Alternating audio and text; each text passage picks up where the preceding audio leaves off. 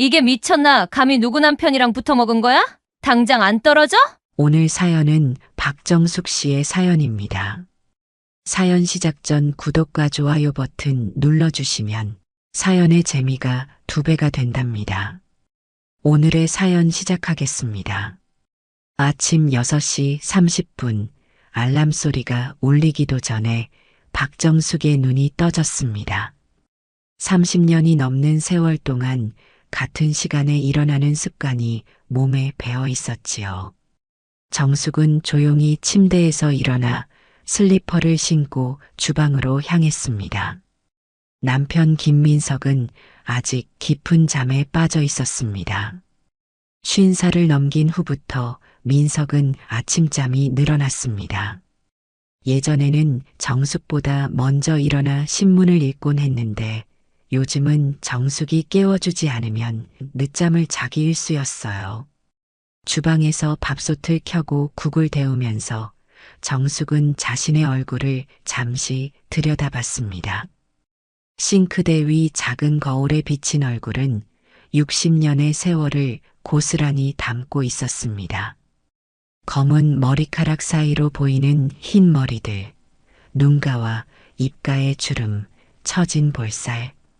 그래도 민석은 한 번도 정숙의 외모에 대해 불평한 적이 없었습니다.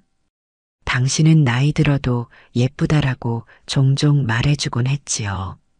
정숙은 창밖을 바라보며 34년 전 그녀와 민석이 처음 만났던 날을 떠올렸습니다. 그때 정숙은 26, 대학병원에서 근무하던 평범한 간호사였고 민석은 30, 전도유망한 레지던트였지요. 그날은 유난히 바쁜 날이었습니다. 응급실은 교통사고 환자들로 가득 차 있었고 정숙은 쉴 틈 없이 뛰어다녔어요. 간호사님, 이 환자 상태 어떤가요? 민석의 첫 마디였습니다. 당시 그는 정숙의 눈에 너무 잘생겨 보였어요. 날카로운 눈매와 오뚝한 코, 또렷한 턱선. 하지만 정숙은 그런 생각을 접어두고 환자 상태를 설명했습니다.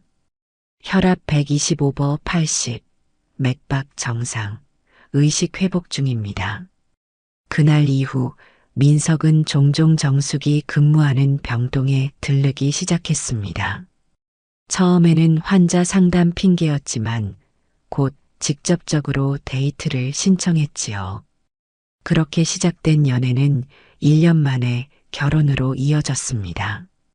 가정 환경도 외모도 평범했던 정숙이 금이 환영했다고 친구들이 부러워했어요. 여보, 일어나세요. 아침 준비 다 됐어요. 정숙은 침실로 들어가 민석의 어깨를 가볍게 흔들었습니다. 민석은 몸을 뒤척이다가 천천히 눈을 떴습니다. 60이 넘은 나이에도 민석은 여전히 잘생긴 외모를 유지하고 있었어요. 학창 시절 인기 많았던 얼굴은 나이가 들어서도 그 매력을 잃지 않았습니다. 오히려 백발이 섞인 머리카락과 깊어진 주름은 그에게 중후한 매력을 더해 주었지요. 벌써 시간이 이렇게 됐네. 민석은 하품을 하며 일어났습니다. 팔을 뻗어 정숙의 허리를 감싸 안으려 했지만 정숙은 자연스럽게 빠져나와 주방으로 향했어요. 결혼 초기에는 그런 스킨십이 좋았지만 최근 몇 년간 정숙은 민석의 손길이 불편하게 느껴졌습니다. 특히 아이를 갖지 못했다는 사실이 항상 마음 한구석에 자리 잡고 있었어요.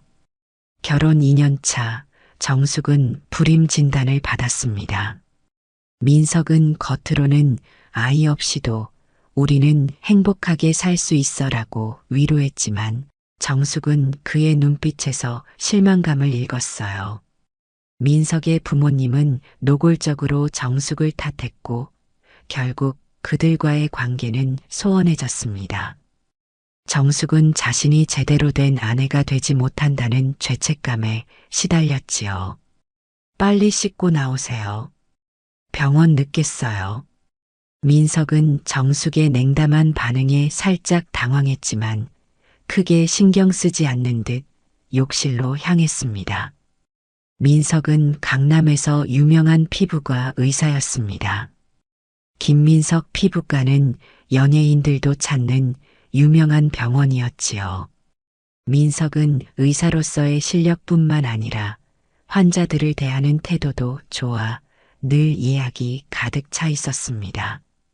아침 식사를 하면서 민석은 오늘의 일정을 확인했어요.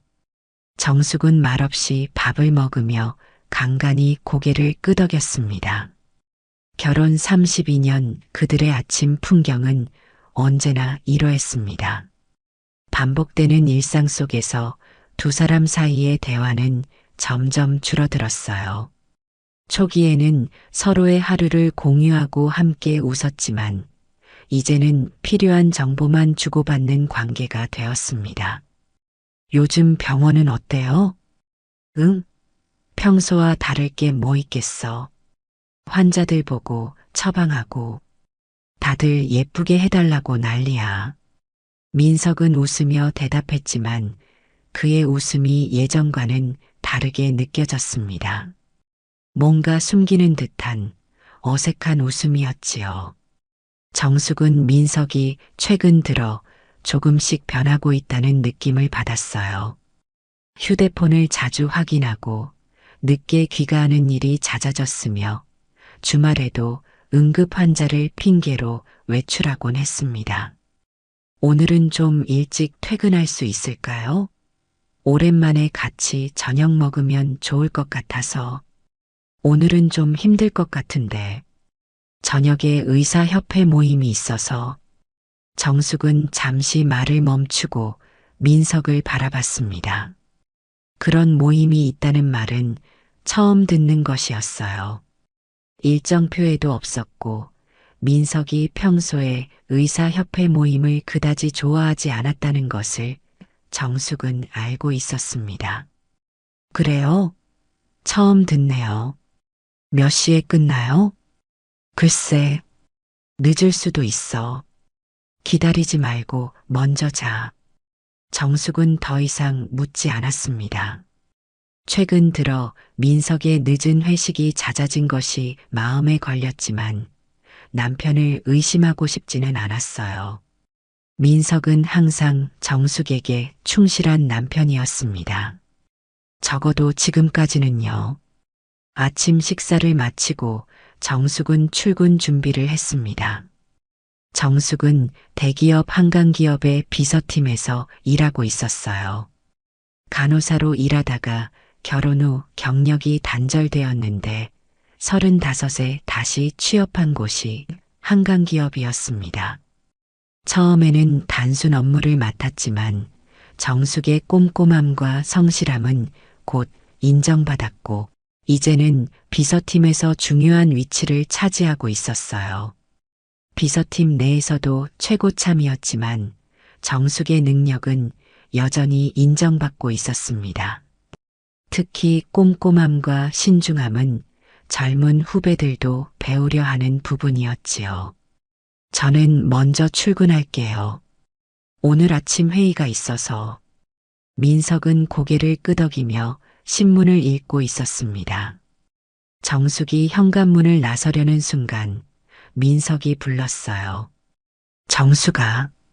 네. 오늘도 힘내.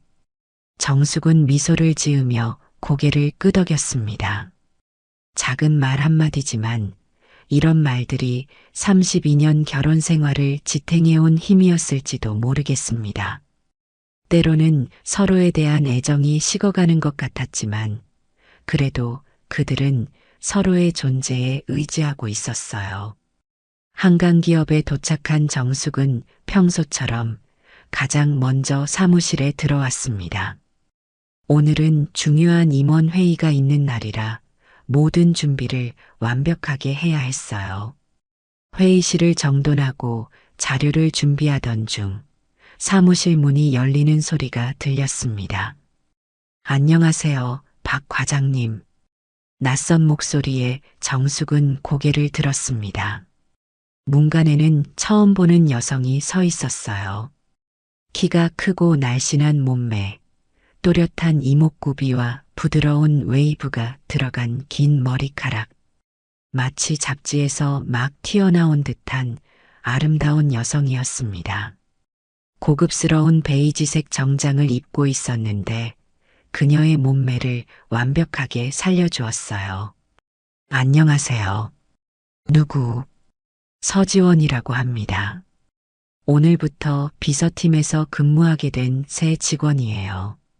지원은 환한 미소를 지으며 정숙에게 다가왔습니다. 42이라는 나이가 믿기지 않을 정도로 젊고 아름다웠어요. 정숙은 순간 자신의 낡은 정장과 화장기 없는 얼굴이 부끄러워졌습니다. 아, 그래요. 반갑습니다. 저는 박정숙 과장이에요. 네, 많이 들었어요. 비서팀의 산증인이시라고요. 많이 배우고 싶습니다. 지원의 말투는 공손했지만 어딘가 가볍게 느껴졌습니다. 그녀의 눈빛에는 정숙을 평가하는 듯한 날카로움이 있었어요. 정숙은 미소를 지으며 고개를 끄덕였지만 묘한 불편함을 느꼈습니다. 얼마 후 다른 직원들도 출근하기 시작했고 사무실은 금세 활기를 띠었습니다. 남자 직원들은 새로운 서지원에게 자연스럽게 눈길을 주었고 여자 직원들도 그녀의 패션과 화장에 감탄했어요. 와, 새로 오신 분이 정말 미인이시네요. 서 과장님이 전에 어디서 근무하셨대요? 아, 외국계 기업에서 오셨대. 영어도 완벽하게 구사하신대. 정숙은 사무실 구석에서 들려오는 수군거림을 들으며 불편한 마음을 감추려 했습니다. 지원의 등장으로 사무실 분위기가 한순간에 바뀐 것 같았어요. 모두가 지원에게 관심을 보였고 특히 남자 직원들은 노골적으로 그녀에게 호의를 표현했습니다. 오전 회의에서 지원은 자신을 소개했습니다. 당당한 목소리와 세련된 말투로 모두의 주목을 받았어요. 안녕하세요, 서지원입니다. 최근까지 글로벌 기업에서 임원 비서로 근무했으며 영어, 일본어, 중국어에 능통합니다. 한강 기업의 비전에 매료되어 이직을 결심했습니다. 잘 부탁드립니다. 그녀의 자신감 넘치는 자기소개에 회의실 내 모든 사람들이 감탄했습니다. 정숙은 묘한 기분이 들었어요. 지원의 능력은 분명 뛰어났지만 어딘가 과시하는 듯한 태도가 거슬렸습니다. 외국계 기업에서는 어떤 일을 주로 하셨나요? 정숙이 질문했을 때 지원은 미소를 지으며 대답했습니다. 주로 글로벌 미팅 조율과 해외 투자자, 응대를 담당했어요. 물론 기본적인 비서 업무도 했지만 회사에서는 제 언어 능력을 높이 평가해 특별 프로젝트도 자주 맡겼죠. 그렇군요. 여기서는 해외 업무가 많지 않아서. 아, 걱정 마세요. 기본 업무도 능숙하게 할 수 있고 오히려 한강 기업에 제 경험이 새로운 가치를 더할 수 있을 거라 생각해요. 지원의 말에는 자신감이 넘쳤고 어딘가 정숙의 능력을 간접적으로 평가하는 듯한 뉘앙스가 있었습니다. 회의가 끝나고 지원이 정숙에게 다가왔어요. 박 과장님, 혹시 이 자료 어디에 있는지 알려주실 수 있으세요? 정숙은 친절하게 자료 위치를 알려주었지만 지원은 계속해서 사소한 질문들을 이어갔어요. 마치 정숙의 업무 능력을 시험하는 듯한 느낌이었습니다. 아, 그렇군요. 시스템이 좀 구식인 것 같네요. 제가 전에 있던 회사에서는 이런 방식으로 처리했거든요. 훨씬 효율적이었어요. 지원의 말에 정숙은 잠시 말문이 막혔습니다. 분명 친절하게 조언하는 말투였지만 어딘가 정숙의 방식을 깎아내리는 듯 했어요. 정숙은 겉으로는 미소를 지었지만 속으로는 불편한 감정이 일었습니다. 서 과장님, 우리 회사는 오랜 시간 동안 검증된 시스템을 사용하고 있어요. 물론 개선할 점이 있겠지만 안정성 면에서는 이 방식이 더 낫다고 생각합니다. 정숙의 단호한 대답에 지원은 잠시 당황한 듯 했지만 곧 미소를 되찾았습니다. 물론이죠. 제가 너무 성급했네요. 기존 시스템에 적응하는 게 우선이겠어요. 그날 오후 강 부장이 비서팀을 소집했습니다. 강 부장은 50대 중반의 남성으로 비서팀의 총책임자였어요. 항상 엄격하고 권위적인 태도를 보였지만 지원 앞에서는 유난히 친절하고 부드러운 모습을 보였습니다.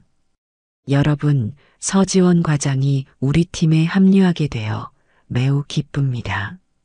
그녀의 풍부한 경험과 다양한 스킬이 우리 팀에 큰 도움이 될 겁니다.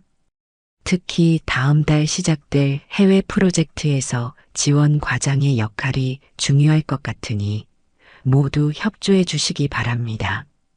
정숙은 강 부장의 말에 눈썹을 치켜 올렸습니다. 해외 프로젝트는 원래 정숙이 담당하기로 예정되어 있었어요. 지원이 오자마자 중요한 업무를 맡게 된 것이 이상했습니다. 부장님, 해외 프로젝트는 제가 준비하고 있었는데요. 아, 맞아요. 하지만 지원 과장이 영어에 더 능숙하고 외국계 기업 경험도 있으니 이번에는 그녀가 주도하고 정숙 과장이 서포트하는 게 좋을 것 같아요. 강 부장의 말투는 단호했고 더 이상의 반론을 허용하지 않는 듯 했습니다. 정숙은 침묵했어요. 30년 동안 한 번도 업무 능력에 의심을 받은 적이 없었는데 갑자기 밀려나는 기분이었습니다. 지원은 미안한 표정을 지으며 정숙에게 속삭였어요. 박 과장님, 정말 죄송해요. 저도 이럴 줄 몰랐어요.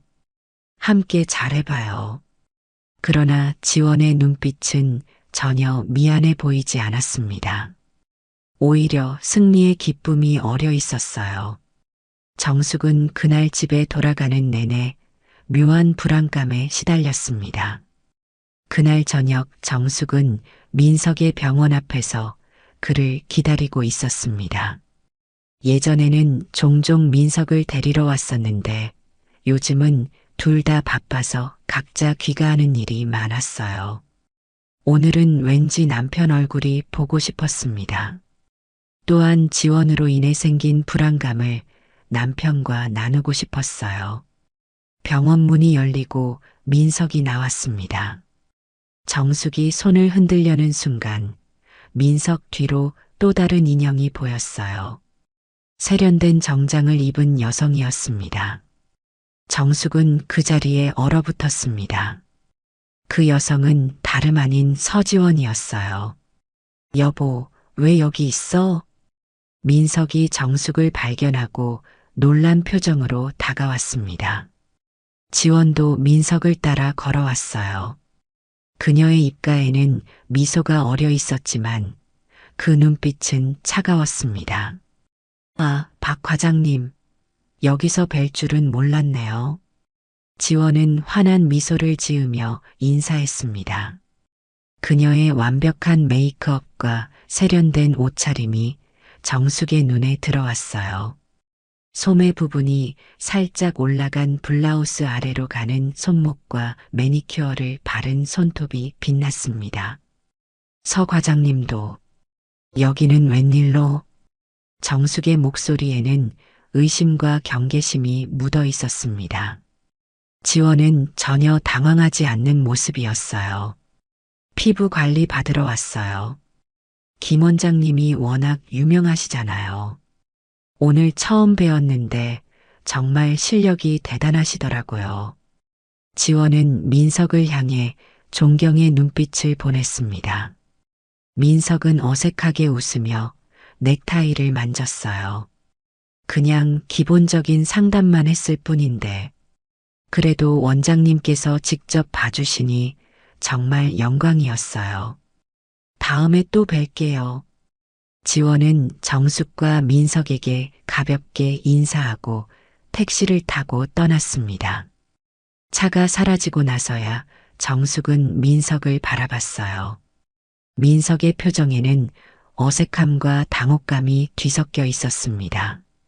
우리 회사 새 직원인데 병원에 왔었네요? 응? 아, 그래. 너희 회사 사람이었어? 오늘 처음 왔길래. 근데 왜 여기 온 거야?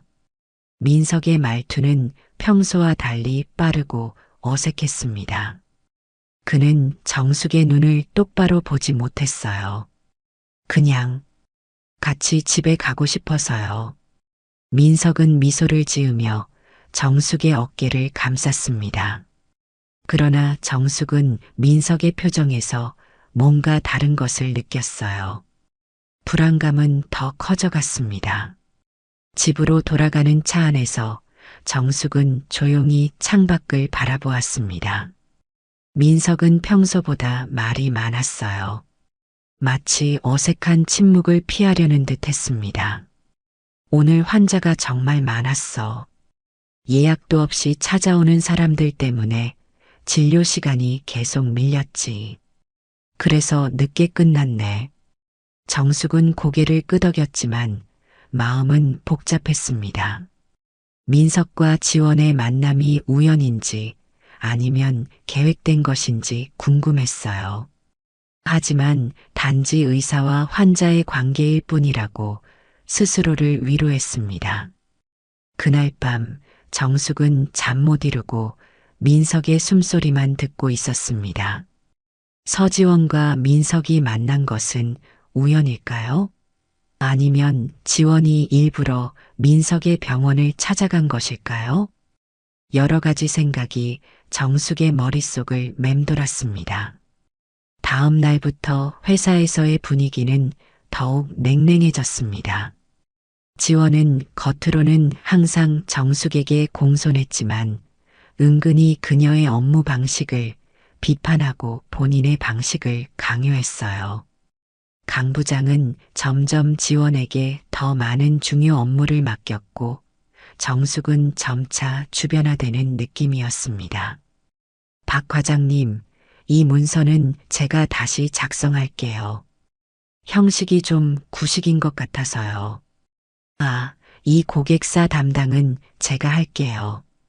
제가 이전에 비슷한 회사를 담당해봐서 더 잘 알 것 같거든요. 죄송해요, 박 과장님. 제 생각에는 이 방식이 더 효율적일 것 같아요. 지원의 이런 말들은 항상 친절하고 공손했지만 그 속에는 분명한 무시가 담겨 있었습니다. 다른 동료들은 점점 정숙보다 지원에게 더 많이 의지하기 시작했어요. 특히 젊은 직원들은 지원의 현대적인 업무 방식에 매료되었고 정숙의 전통적인 방식을 구식이라고 생각했습니다. 정숙은 서서히 소외감을 느꼈습니다. 어느 날 점심시간, 정숙은 화장실 칸막이 안에 있었습니다. 그때 지원과 다른 여직원들이 화장실에 들어왔어요. 서 과장님은 정말 대단하신 것 같아요. 나이도 많지 않으신데 경력이 화려하시네요. 그냥 열심히 살았을 뿐이에요. 그런데 박 과장님은 좀 답답한 것 같아요. 나이가 많으시니 새로운 걸 받아들이기 힘드신가 봐요. 맞아요. 박 과장님 방식은 너무 구식이에요. 서 과장님 같은 분이 우리 팀에 오셔서 정말 다행이에요. 아, 맞다. 제가 어제 김민석 원장님 병원에 갔었거든요. 그분이 바로 박 과장님 남편이시더라고요. 진짜요? 어땠어요? 의외로 멋있으세요. 박 과장님하고는 좀 안 어울리는 느낌? 여직원들의 웃음소리가 화장실에 울려 퍼졌습니다. 정숙은 화장실 칸에서 나오지 못했어요. 눈물이 차올랐지만 절대 보여주고 싶지 않았습니다. 이런 상황이 처음은 아니었어요. 최근 들어 점점 더 자주 이런 이야기들이 들려왔습니다. 정숙이 화장실에서 나온 후 지원과 마주쳤을 때 그녀는 아무 일도 없었다는 듯이 미소 지었어요. 박 과장님, 점심 드셨어요? 저도 이제 먹으러 가려고 했는데 같이 가실래요? 정숙은 그 제안이 진심인지 의심스러웠습니다. 하지만 냉정하게 대응하는 것보다는 상황을 지켜보는 것이 나을 것 같았어요. 좋아요. 같이 가요. 점심 식사 중 지원은 끊임없이 이야기했습니다. 자신의 화려한 경력과 해외 경험, 만난 유명인들, 그리고 마치 친분이 있는 것처럼 민석에 대한 이야기도 했어요. 김 원장님 정말 실력이 좋으시더라고요. 역시 소문대로예요. 환자를 대하는 태도도 너무 좋으시고. 얼마나 오래 결혼하셨어요? 32년이요. 와, 정말 오래되셨네요. 어떻게 그렇게 오랫동안 관계를 유지하세요? 저는 항상 궁금했거든요. 지원의 질문은 겉으로는 순수한 호기심처럼 들렸지만 정숙은 그 속에 숨겨진 의도를 느꼈습니다. 마치 정숙과 민석의 관계를 파악하려는 듯 했어요. 서로 존중하고 믿는 거죠. 모든 관계의 기본이에요. 그렇군요. 하지만 그렇게 오래 함께 있으면 설레는 감정은 사라지지 않나요? 저는 항상 새로운 자극이 필요하더라고요. 정숙은 지원의 말에 불편함을 느꼈지만 표정을 관리했습니다. 그녀의 질문은 분명 의도가 있었어요. 사랑은 설렘만으로 유지되지 않아요. 서 과장님. 시간이 흐르면 더 깊은 감정이 생기죠. 아, 그렇군요. 저는 아직 그런 경험이 없네요. 혹시 아드님이나 따님은 없으세요? 정숙의 가슴이 철렁 내려앉았습니다. 그녀의 가장 아픈 부분을 건드린 질문이었어요. 정숙은 잠시 침묵했습니다. 저희는 아이가 없어요. 아, 정말요? 왜? 그만 먹고 회사로 돌아갈까요? 오후에 회의가 있어서요. 정숙은 대화를 끊고 일어섰습니다. 지원은 미소를 지으며 따라 일어났지만 그 눈빛에는 승리의 기쁨이 어려 있었어요. 그녀는 정숙의 약점을 찾아낸 것 같았습니다. 그 주 금요일 회사 회식이 있었습니다. 술자리에서 지원은 모두의 관심을 한 몸에 받았어요. 그녀의 재치 있는 말과 적절한 농담, 아름다운 웃음소리에 모두가 매료되었습니다. 특히 강 부장은 노골적으로 지원에게 호감을 표현했어요. 정숙은 구석에 앉아 조용히 술잔만 기울였습니다. 박 과장님, 왜 그렇게 조용하세요? 재미없으세요? 지원이 갑자기 정숙에게 말을 걸었습니다. 모두의 시선이 정숙에게 쏠렸어요. 아니요, 그냥 좀 피곤해서. 아이고, 나이가 드시니 체력이 달리나 보네요. 저도 곧 그렇게 되겠죠? 지원의 말에 테이블에 있던 사람들이 웃음을 터뜨렸습니다. 정숙은 억지로 미소를 지었지만 마음은 무너져 내리고 있었어요. 이런 상황이 한 달 넘게 계속되었습니다. 정숙은 점점 자신감을 잃어갔고 회사에 가는 것이 두려워졌어요. 한편 민석의 행동도 점점 이상해졌습니다. 늦은 귀가가 잦아졌고 정숙에게 짜증을 내는 일이 많아졌어요. 전에는 없던 일이었습니다. 주말에도 병원에 간다며 외출하는 일이 잦아졌고 집에 있을 때도 휴대폰을 손에서 놓지 않았습니다. 여보, 오늘은 좀 일찍 들어올 수 있어요? 왜? 뭐 중요한 일 있어? 아니, 그냥 같이 저녁 먹고 싶어서. 오늘은 힘들 것 같은데. 중요한 환자 상담이 있어서. 민석의 냉담한 반응에 정숙은 말문이 막혔습니다. 예전에 민석은 항상 정숙의 요청에 최대한 맞춰주려 했는데 요즘은 그런 배려가 사라진 것 같았어요. 어느 날 정숙은 민석의 휴대폰에서 낯선 번호의 메시지 알림을 보았습니다. 평소라면 신경 쓰지 않았겠지만 최근의 불안감 때문에 정숙은 민석이 샤워하는 동안 휴대폰을 확인했어요. 메시지는 서지원에게서 온 것이었습니다. 오늘 상담 감사합니다. 원장님 덕분에 자신감이 생겼어요.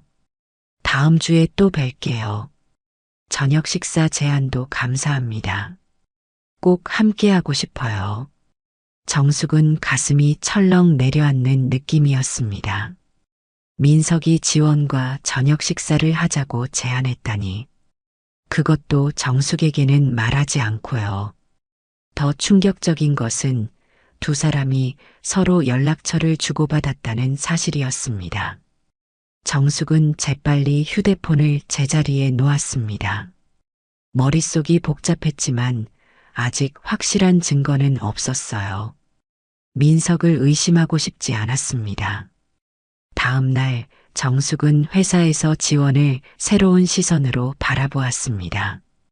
이전에는 그저 능력 있고 예쁜 후임이라고만 생각했는데 이제는 잠재적인 위협으로 느껴졌어요.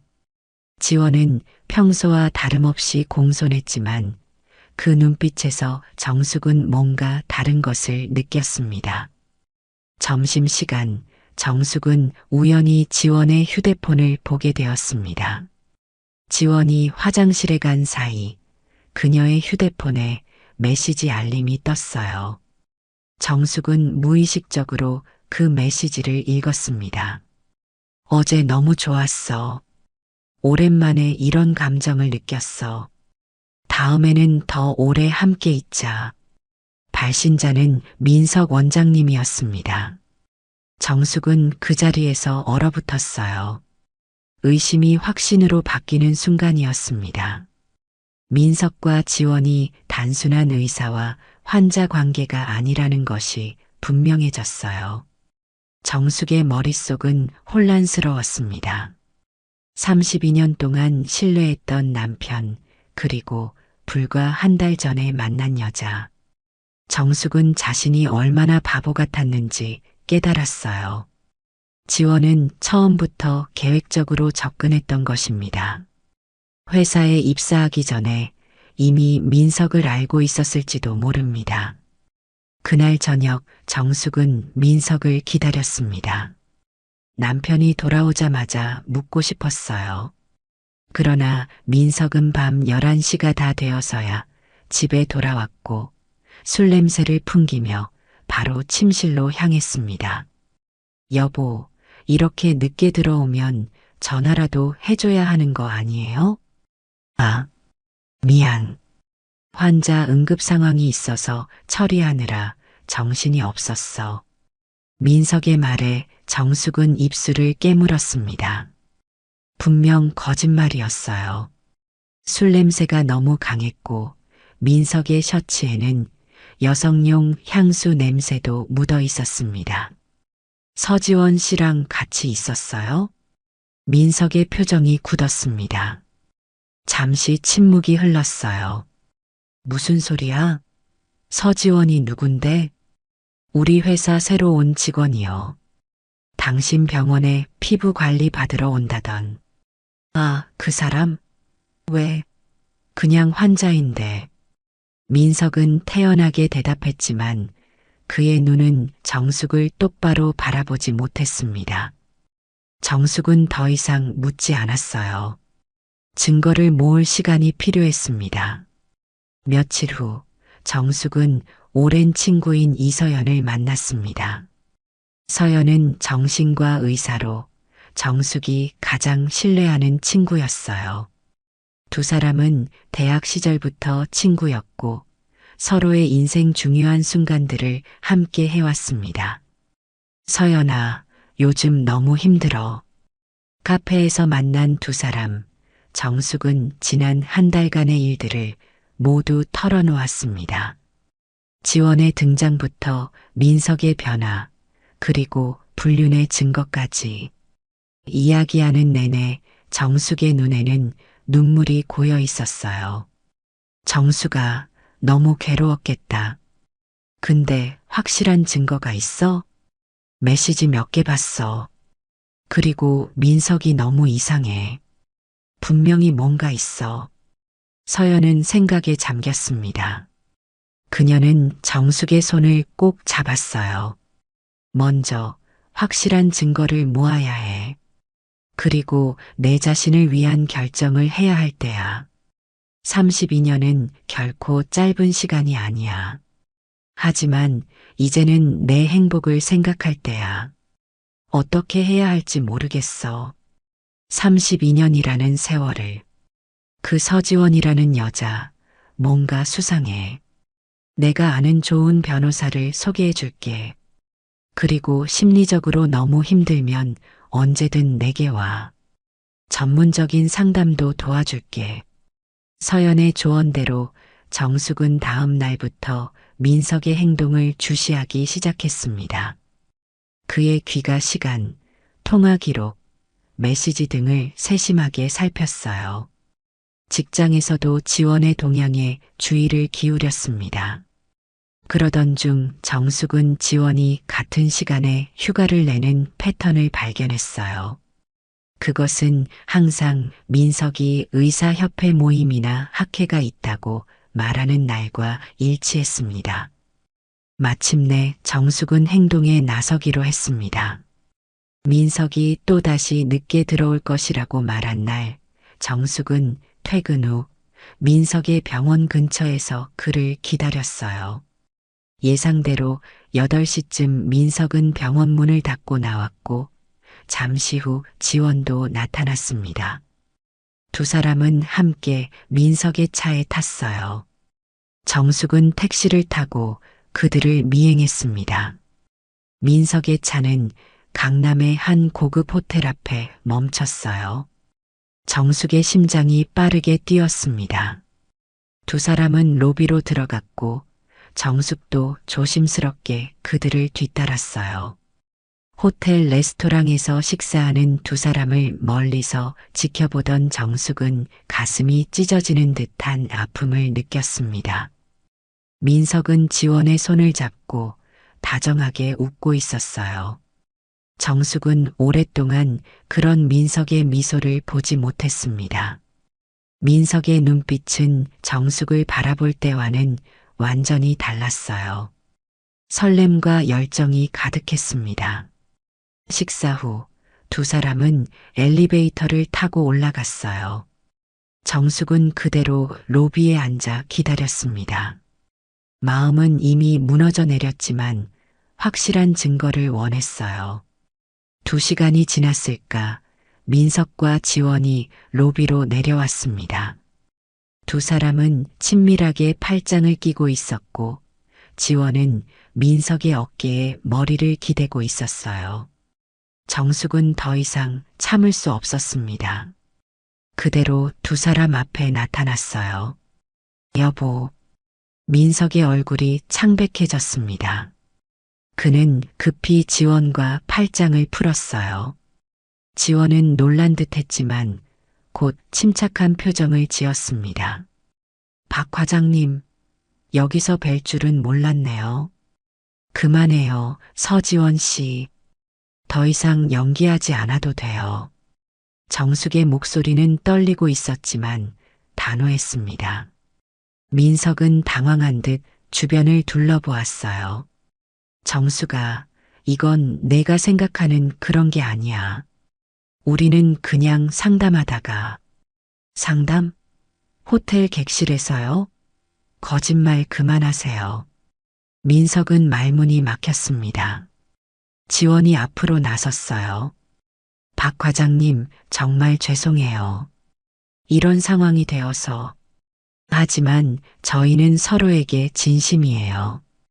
지원의 당당한 태도에 정숙은 충격을 받았습니다. 눈물이 흘러내렸지만 정숙은 꾹 참았어요. 민석 씨, 집에 오지 마세요. 짐은 내일 보내드릴게요. 정숙은 더 이상 말하지 않고 그 자리를 떠났습니다.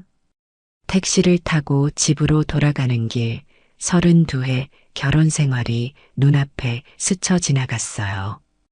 그 많은 세월 동안 정숙은 민석을 위해 자신의 꿈과 욕망을 희생해 왔습니다. 간호사 경력을 포기하고 아이를 갖지 못한 슬픔도 혼자 감당했어요. 그런데 이제 모든 것이 무너져 내렸습니다. 집에 도착한 정숙은 오열했습니다. 한 번도 경험해보지 못한 고통이었어요. 일생을 바쳐 지켜온 결혼이 이렇게 끝나다니. 정숙은 침실 구석에 웅크리고 밤새 울었습니다. 그날 밤 민석은 집에 돌아오지 않았어요. 다음 날도 그 다음 날도요. 정숙은 출근도 하지 못한 채 집에만 있었습니다. 사흘 후 민석이 찾아왔습니다. 그는 피곤한 얼굴로 정숙 앞에 무릎을 꿇었어요. 정숙아, 내가 잘못했어. 용서해줘. 다시 시작하자. 정말 다시 시작하고 싶은 거예요? 아니면 양심의 가책 때문에 그러는 거고요? 민석은 대답하지 못했습니다. 그의 눈에는 혼란스러움이 가득했어요. 정숙아, 나도 내가 왜 이러는지 모르겠어. 지원이는 그냥 다른 느낌이야. 하지만 나는 정말 너와의 관계도 소중해. 우리 32년이잖아. 정숙은 쓴웃음을 지었습니다. 민석은 아직도 정직하지 못했어요. 당신이 진심으로 다시 시작하고 싶다면 서지원과의 관계를 완전히 끊어야 해요. 그리고 모든 것을 솔직하게 말해줘야겠어요. 민석은 약속했습니다. 지원과의 관계를 끊겠다고, 정숙에게 충실하겠다고요. 정숙은 마지못해 민석을 받아들였어요. 하지만 심장 깊은 곳에서는 이미 무언가가 돌이킬 수 없이 깨져버렸다는 것을 알고 있었습니다. 정숙이 다시 출근했을 때 지원은 여전히 그곳에 있었습니다. 그녀는 정숙을 보자 공손하게 인사했지만 그 눈빛은 승리에 찬 것이었어요. 정숙은 힘들게 하루하루를 버텼습니다. 직장에서는 여전히 소외감을 느꼈고 민석은 겉으로는 정숙에게 충실한 것처럼 행동했지만 무언가 계속 숨기는 느낌이었어요. 어느 날 정숙은 우연히 민석의 노트북을 사용하게 되었습니다. 자신의 노트북이 고장나서 잠시 빌린 것이었어요. 문서를 작업하던 중 정숙은 실수로 민석의 이메일함을 열게 되었습니다. 그곳에서 충격적인 메일을 발견했어요.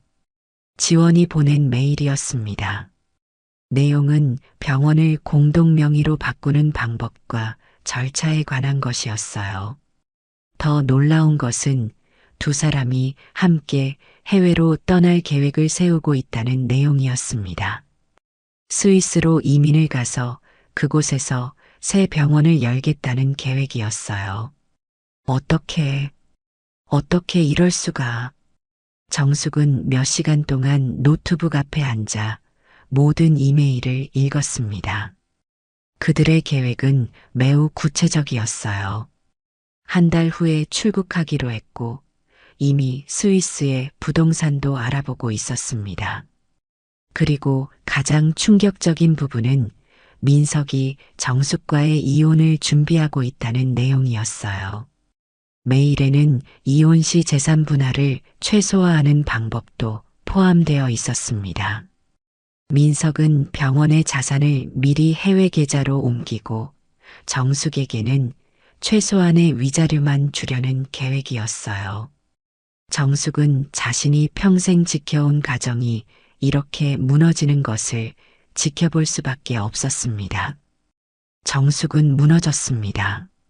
눈물이 마를 틈 없이 흘러내렸어요. 그러나 한편으로는 이제 더 이상 미련을 가질 필요가 없다는 생각이 들었습니다. 민석은 이미 정숙을 버렸고 지원과 새 삶을 꿈꾸고 있었어요. 정숙은 이제 자신을 위한 삶을 살아야 했습니다. 다음 날 정숙은 다시 서연을 만났습니다. 이번에는 서연의 병원 사무실에서요. 서연아, 도움이 필요해. 정숙은 모든 이야기를 털어놓았습니다. 메일 내용부터 병원 공동명예 계획, 해외 도피 계획까지. 서연은 진지하게 들었어요. 정수가 너무 괴로웠겠다. 하지만 이제 내 자신을 위한 결정을 해야 할 때야. 어떻게 해야 할지 모르겠어. 32년이라는 세월을. 그 세월 동안 내가 얼마나 희생했는지 알아. 하지만 이제는 내 자신을 생각할 때야. 내가 아는 좋은 변호사를 소개해 줄게. 변호사? 그래, 최 변호사. 그녀는 비슷한 경험이 있어서 내 상황을 잘 이해할 거야. 이혼 전문이고 특히 재산 분할에서 아내의 권리를 지키는데 능하지. 정숙은 서연의 조언에 따라 최 변호사를 만나기로 했습니다. 그날 밤 정숙은 오랜만에 편안하게 잠들었어요. 마음속에 결정을 내린 후 느끼는 평온함이었습니다. 다음 날 정숙은 최 변호사를 만났습니다. 최 변호사는 40대 후반의 카리스마 있는 여성이었어요. 그녀는 비슷한 불륜 사건의 피해자 출신으로 이후 변호사가 되어 많은 여성들을 도왔습니다. 박정숙 씨, 저는 최지은입니다. 서연 선생님에게 이야기 들었어요. 먼저 당신이 겪고 있는 상황에 대해 진심으로 위로의 말씀드립니다. 정숙은 고개를 끄덕였습니다. 최 변호사의 따뜻한 말에 눈물이 다시 차올랐어요. 걱정 마세요. 우리가 당신을 도울 겁니다. 먼저 모든 증거를 수집해야 해요. 이메일 내용, 병원 재산 내역, 그리고 불륜 증거. 모두 필요해요. 어떻게 시작해야 할지 모르겠어요. 차근차근 진행할게요. 먼저 당신 남편의 계획대로 가게 두는 거예요. 그가 의심하지 않도록 평소와 같이 행동하세요. 그동안 우리는 모든 증거를 수집할 거예요. 최 변호사의 지시에 따라 정숙은 민석과 지원의 불륜 증거, 재산 은닉 시도, 해외 도피 계획 등을 체계적으로 모았습니다. 병원 회계 자료와 명예 관련 문서도 비밀리에 복사했어요. 민석은 정숙이 이 모든 것을 알고 있다는 사실을 전혀 눈치채지 못했습니다. 한편 최 변호사는 지원의 과거를 조사했습니다. 놀랍게도 지원은 과거에도 비슷한 수법으로 유부남을 유혹해 재산을 갈취한 전력이 있었어요. 그녀는 다른 이름으로 활동했지만 최 변호사는 그 증거를 찾아냈습니다. 박 씨, 이 서지원이라는 여자는 본명이 김미영이에요. 3년 전에 다른 의사를 비슷한 방식으로 유혹해서 병원 명의를 빼앗고 해외로 도주했다가 사기 혐의로 고소당한 전력이 있어요. 그런데 어떻게 풀려났는지 기록이 없네요. 정숙은 충격을 받았습니다. 지원, 아니 미영은 전문적인 사기꾼이었던 거예요. 그리고 다음 표적이 민석이었습니다. 정숙은 민석에게 이 사실을 알려주고 싶었지만 최 변호사가 말렸어요. 아직은 때가 아닙니다. 우리는 더 확실한 증거가 필요해요. 그들이 실제로 행동에 옮기는 순간을 포착해야 합니다. 정숙은 그렇게 한 달 동안 침착하게 준비했습니다. 직장에서는 아무렇지 않은 척 지원과 마주쳤고, 집에서는 무너진 결혼 생활을 회복하려고 노력하는 아내인 척했어요. 민석은 점점 더 정숙을 무시하고 지원에게 빠져들었습니다. 그는 정숙이 자신의 계획을 전혀 모른다고 생각했어요. 한편 정숙은 자신만의 비상금도 준비해 두었습니다. 결혼 초기부터 정숙은 매달 조금씩 비상금을 모아왔어요. 민석도 모르는 별도의 계좌였습니다. 불임 진단 후 정숙은 막연한 불안감에 이 비상금을 더 열심히 모았고 지금은 상당한 액수가 되어 있었어요. 이 돈으로 정숙은 앞으로의 삶을 계획할 수 있었습니다. 마침내 그날이 왔습니다. 민석과 지원이 스위스로 떠나기로 한 날이었어요. 정숙은 그들의 계획을 모두 알고 있었고 경찰과 최 변호사도 준비하고 있었습니다. 민석은 정숙에게 학회 참석차 일주일간 해외에 다녀온다고 거짓말했어요. 여보, 다녀올게요. 일주일 후에 봐요. 민석은 가방을 들고 집을 나섰습니다. 정숙은 미소를 지으며 손을 흔들었어요. 네, 조심히 다녀오세요. 민석이 떠나자마자 정숙은 최 변호사에게 연락했습니다. 모든 것이 준비되었다는 신호였어요. 정숙은 공항으로 향했습니다. 그곳에서 멀리 민석과 지원이 체크인 카운터에서 수속을 밟는 모습이 보였어요. 두 사람은 행복해 보였습니다. 특히 지원은 승리의 미소를 짓고 있었어요. 그들이 출국장으로 향하려는 순간 경찰이 나타났습니다. 김민석 씨, 서지원 씨, 두 분을 사기 혐의로 체포합니다. 공항은 순식간에 혼란에 빠졌습니다. 민석은 완전히 당황한 표정이었고 지원은 창백해졌어요. 경찰은 두 사람을 연행했고 정숙은 멀리서 그 모습을 지켜보았습니다. 정숙이 이것까지 알고 있었다고? 말도 안 돼. 민석의 외침이 들렸습니다. 정숙은 담담하게 그 자리를 떠났어요. 이제 그녀의 인생에서 새로운 장이 시작되었습니다. 다음 날 모든 언론에는 유명 의사와 그의 애인이 사기 혐의로 체포되었다는 뉴스가 보도되었습니다. 병원 재산을 빼돌리고 해외로 도주하려던 계획이 폭로되었어요. 특히 지원의 과거 전력이 밝혀지면서 사건은 더욱 큰 관심을 받았습니다. 정숙은 이혼 소송을 제기했고 민석의 병원은 법적으로 정숙의 소유가 되었습니다. 민석은 의사 면허 정지 처분을 받았고 지원은 사기 혐의로 실형을 선고받았어요. 몇 개월 후 정숙은 병원을 매각하고 작은 커피숍을 열었습니다. 정숙의 쉼터라는 이름의 이 카페는 빠르게 지역 주민들 사이에서 인기를 얻었어요. 민석의 병원에서 일하던 젊은 의사 김도윤도 단골이 되었습니다. 그는 항상 정숙에게 특별한 호감을 표현했어요. 정숙 씨, 이렇게 다시 시작하시는 모습이 정말 멋져요. 많은 사람들에게 용기를 주고 계세요. 도윤의 말에 정숙은 미소를 지었습니다. 예전의 민석과는 다른 진실된 따뜻함이 느껴졌어요. 도윤 선생님, 그렇게 말해주셔서 고마워요. 아, 그리고 제가 한 가지 고백할 게 있어요. 고백이요?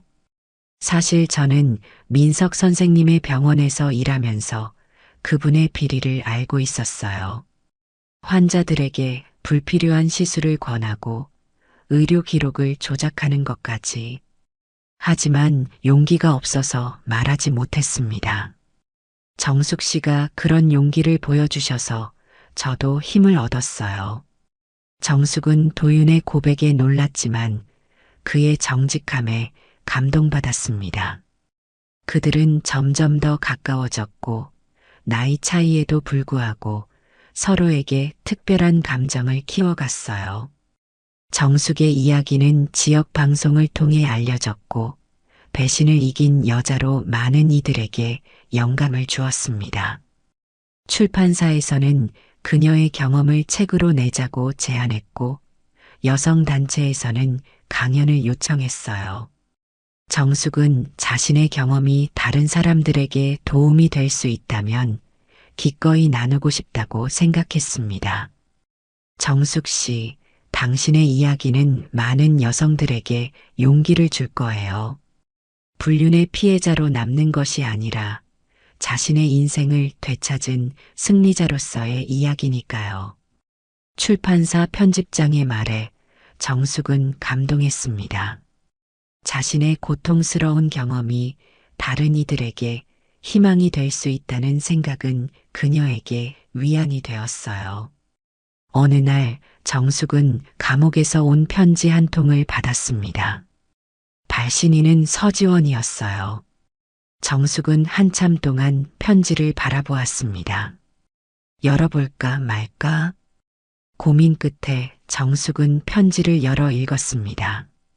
박정숙 씨께 이렇게 편지를 쓰는 것이 적절한지 모르겠지만 제 마음을 전하고 싶었습니다.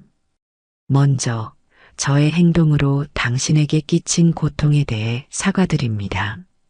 하지만 사랑은 통제할 수 없는 것이라고 생각해요. 민석 씨와 저는 진심으로 서로를 사랑했습니다. 당신과 민석 씨의 관계는 이미 오래전에 식어버렸고 저는 그저 그 틈을 채웠을 뿐입니다. 물론 제 방식이 잘못되었다는 것은 인정합니다. 당신이 저를 용서할 수 없다는 것도 이해해요. 그래도 언젠가는 모든 것이 제자리를 찾게 되겠죠. 당신도 저도 민석 씨도. 서지원 드림. 정숙은 편지를 다 읽은 후 깊은 한숨을 내쉬었습니다. 지원은 여전히 자신의 행동을 정당화하려 했어요. 정숙은 편지를 불태우기로 결심했습니다. 그녀는 뒷마당에 작은 불을 피우고 편지를 던져 넣었어요. 이쁜 얼굴 하나로 평생을 설계하려 했니?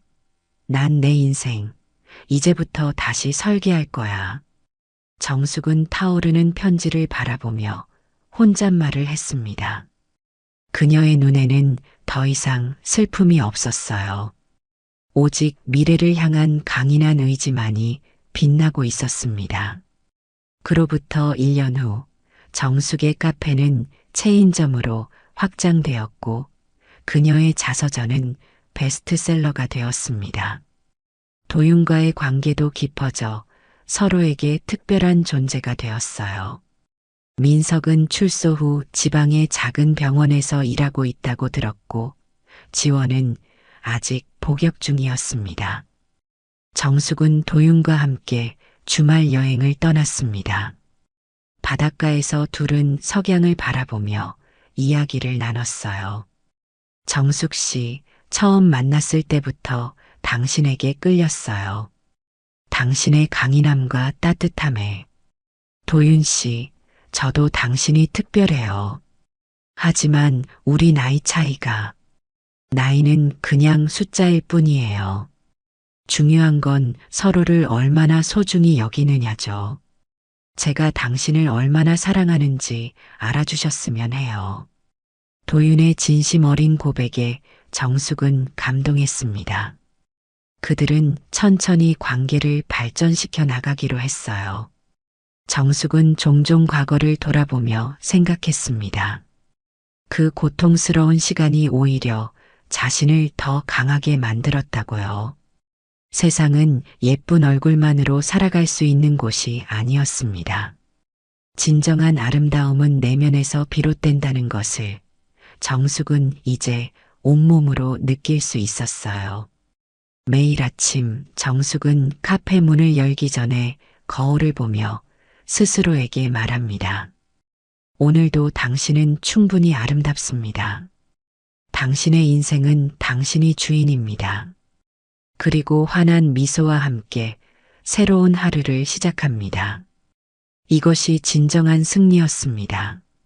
배신의 상처를 딛고 자신만의 인생을 찾아낸 60살 박정숙의 아름다운 승리였어요.